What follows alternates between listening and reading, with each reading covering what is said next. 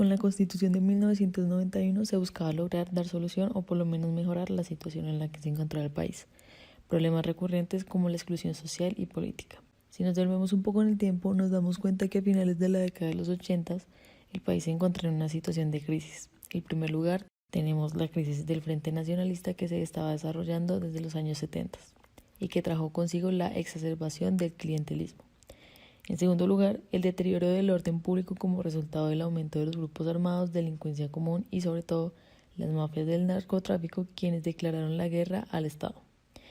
En tercer lugar, la estructura económica colombiana que generaba desigualdades en la distribución de ingresos y altos niveles de pobreza.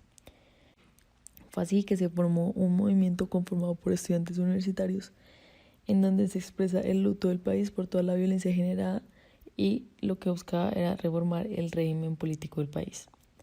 El significado de la Constitución del 91 se centraba en la búsqueda de la paz, los derechos políticos, económicos y sociales de los ciudadanos, ampliación de la democracia y la búsqueda de la equidad. Se establecieron los derechos socioeconómicos y mecanismos judiciales e instituciones para su exigencia, como son la Corte Constitucional, la acción de tutela y la Defensoría del Pueblo.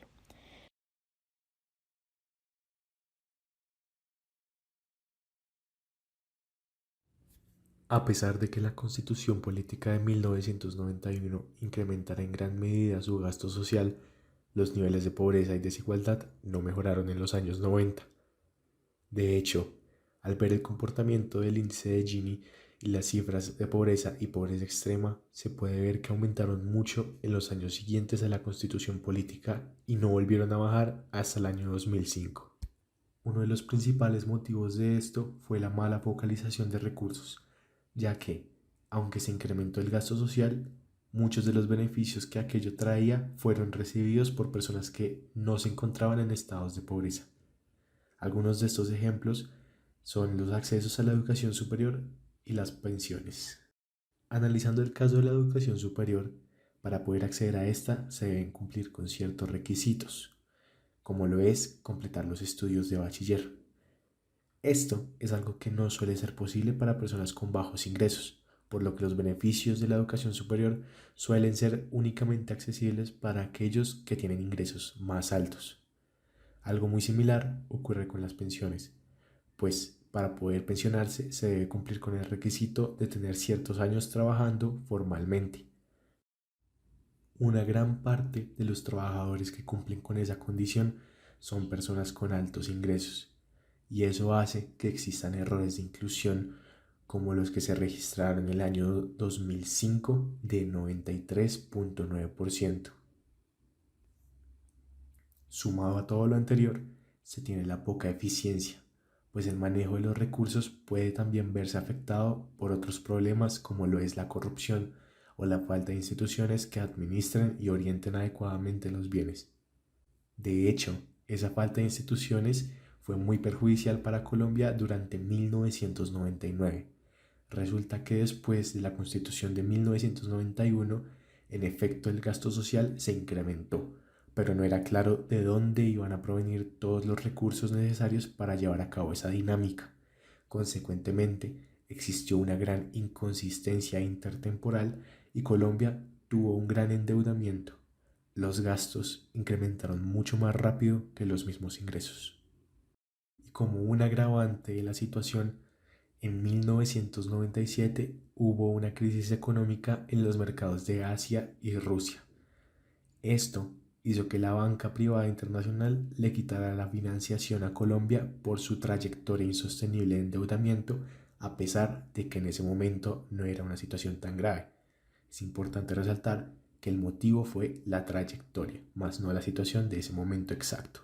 Con esto en mente, Colombia también entró en una crisis económica en 1999, lo cual terminó por empeorar mucho las situaciones de pobreza y desigualdad que sufrían muchas personas. Un claro ejemplo de los efectos de esto fue la crisis hipotecaria que sufrió el país.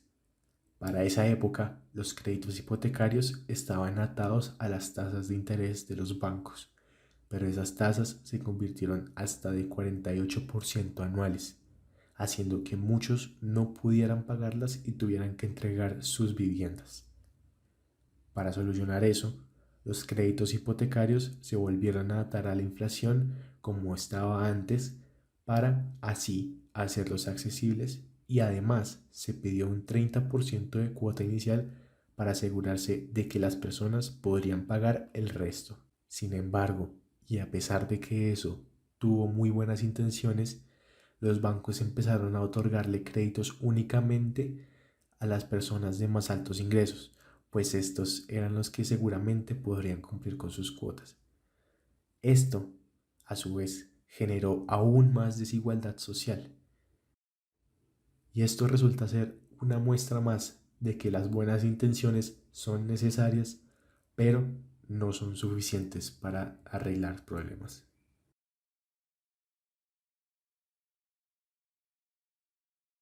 Las supuestas virtudes del Estado se centran en la regulación de las actividades privadas, fundamentalmente las políticas antimonopólicas, la defensa de la libre iniciativa, la garantía de las condiciones para una competencia leal, la creación de un ambiente macroeconómico sano y, en consecuencia, la regulación normativa de conflictos y sancionadora de delitos. Además, el Estado tiene el monopolio de la moneda, defiende la soberanía de las fronteras y la seguridad ciudadana, imparte justicia e implementa políticas redistributivas en beneficio de los pobres. Los estudios técnicos coinciden en que un Estado es eficiente cuando logra una relación real entre costos y beneficios sociales. Se entiende teóricamente por beneficios no solo la rentabilidad financiera, sino al logro de cualquier objetivo meritorio y legítimo. Sin embargo, en la práctica las recomendaciones sucesivas se inclinan hacia el referente del costo-beneficio financiero propio de las empresas privadas. En lo financiero, la expresión ha sido como sucedió en la década de los 80. En la crisis crea una tendencia a beneficiar los intereses independientemente de la responsabilidad que les competa en las pérdidas o en las ganancias, y casos ha habido en que se socializan pérdidas no solo por intereses ya creados, sino también por maneras de encubrir fenómenos de corrupción y mala asignación de recursos. De ese despotismo ilustrado, que consistía básicamente en una alianza entre las élites tecnocráticas económicas y los profesionales de la política de este país, que fueron las mismas desde 1960 o 1950, se produjo que se asegurara la estabilidad macroeconómica fundamental de Colombia, con unas mediocres tasas de crecimiento y con una inflación sorda, moderada y estable. Esto hablando antes de los años 90. De ahí se pasó a un régimen más abierto de manejo económico con el Banco Central Independiente. Con la pérdida de una buena parte de poder del presidente de la República por la intervención en economía, hoy tenemos ese nuevo régimen más abierto, más democrático formalmente, que supera el despotismo ilustrado que nos trajo hasta 1991. Dentro de un segundo apartado temporal, en la última década, Colombia ha dado importantes pasos hacia la erradicación de la pobreza. En 2009, la pobreza monetaria, que se determina por un nivel mínimo de ingresos para subsistir, tenía una incidencia de 40.3%. 4 de cada 10 colombianos era considerado pobre, lo que para la fecha eran 17.6 millones de personas. Este mismo indicador para el año pasado se había reducido a 27% de la población. El Departamento Administrativo Nacional de Estadística, es decir, el DANE, informó que 13.07 millones devengaron menos de 257.433 pesos al mes en el 2018, monto que, según los criterios de la entidad, fue el límite para la pobreza monetaria en el país del año pasado. Esa reducción de la pobreza se ha visto complementada con la consolidación o expansión del segmento social con ingreso medio. Esa clase media ha pasado de pesar 21.7% en 2008 a 30.8% en 2018. En cuanto al tema de la desigualdad, el índice de desigualdad medido de 0 a 1 es de 0.46 en promedio para la región. Colombia y Brasil están entre los más desiguales, con números que rondan entre el 0.5, mientras que otros como Argentina, El Salvador y Uruguay están por debajo de 0.4. No obstante, la CEPAL reconoce a Colombia como parte del grupo de países que han logrado reducciones superiores al 1% al año, junto con Paraguay y El Salvador. El aumento de los ingresos laborales de los más pobres y una caída en los de los más ricos son las razones que encontró la entidad para explicar el comportamiento en Colombia. Por último, también se destaca como logro la creación de la Agencia Presidencial para la Acción Social por medio del Decreto 4152 de 2011, cuyo objetivo reside en gestionar, orientar y coordinar técnicamente la cooperación internacional pública, privada, técnica y financiera no reembolsable que reciba y otorgue el país, así como ejecutar, administrar y apoyar la canalización y ejecución de recursos, programas y proyectos de cooperación internacional, atendiendo los objetivos de política exterior y el Plan Nacional de Desarrollo.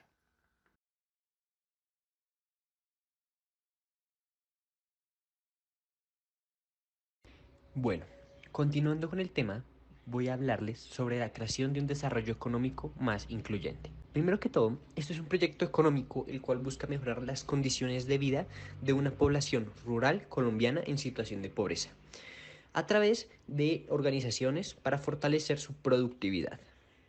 Bueno, ¿qué es lo que principalmente busca este proyecto? Fortalecer las organizaciones pequeñas productoras para realizar un trabajo colaborativo, para así mejorar la productividad y la calidad y la comercialización de productos agrícolas. Bueno, ¿cuáles son los principales retos que se presentan en este proyecto?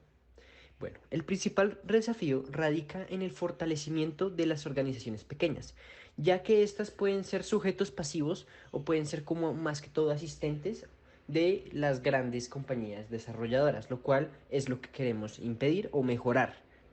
Y otro desafío es plantear como un proceso o una estrategia para que las organizaciones puedan generar una prosperidad en la implementación de proyectos productivos y ir más allá con ideas innovadoras para agregar así valor a los mercados más especializados con los productos agrícolas. Ahora voy a hablar sobre los asentamientos sostenibles. Bueno, ¿qué es esto?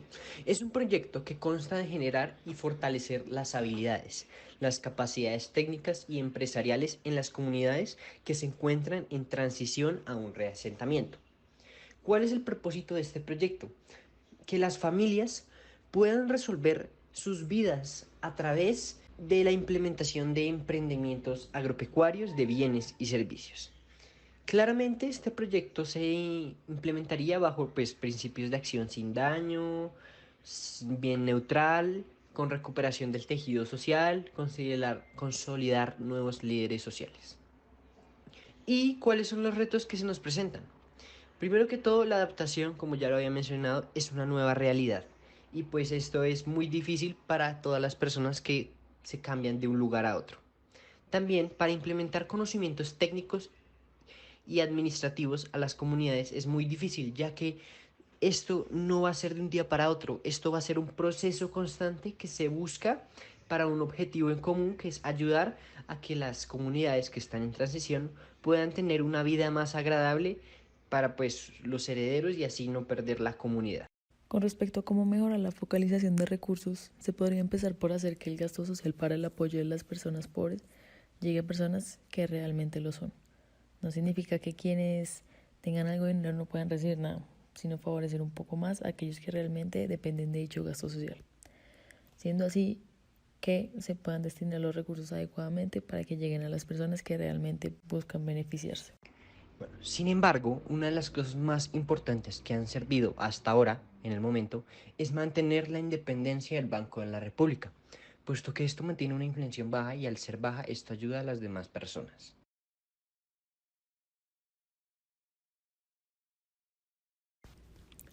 En conclusión, a pesar de que la Constitución Política de 1991 intentó mejorar la situación económica del país, aún tiene que mejorar algunos aspectos que al día de hoy todavía son un problema. Cabe resaltar los mecanismos judiciales que se implementaron a partir de la Constitución del 91, como la Corte Constitucional, la Defensoría del Pueblo y las acciones populares que se consideran muy eficaces para la exigencia de los derechos frente al Estado y la administración pública, como también que se logró reducir notoriamente el porcentaje de la pobreza y desigualdad extrema. Pero de igual manera ha tenido también efectos negativos, como el desajuste entre gastos e ingresos que tiene el país. Como consecuencia de esto llegó a triplicar el endeudamiento público que trajo consigo la crisis económica de 1999. También tenemos la focalización que se tenía con respecto al gasto social, que es también una consecuencia negativa. No cabe duda que la Constitución de 1991 marcó el inicio del cambio del país. Aunque todavía hay cosas que mejorar, se ha recorrido un buen trayecto en busca de mejorar la situación económica de los ciudadanos.